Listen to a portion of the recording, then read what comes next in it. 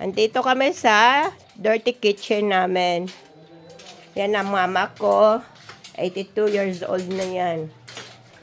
Kawawa naman tong dirty kitchen namin. Yan, tingnan nyo yung lutuan, no? Gusto nang bumigay. Today, ganda-ganda ng nanay ko. Naka-headband pa na may bulaklak. 82 years old yung inahan ko. Ayan, no, nagluto kami bagongon nga may tambo. Labong. Ano ba yun sa Tagalog? Hindi ko na alam. Basta bamboo shoot. Yan na yan siya. Maraming mais yan. Nilagay namin.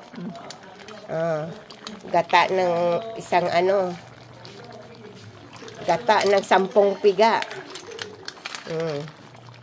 Diba? Ang lapot na nga ng gata. O, yan o. Yan.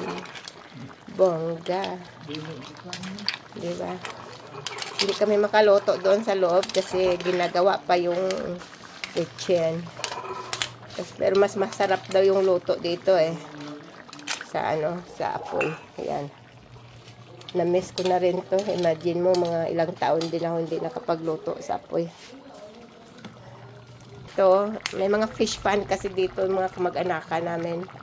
Yung pinapakuha to libre, babayaran mo lang yung mamumulot na mga bata.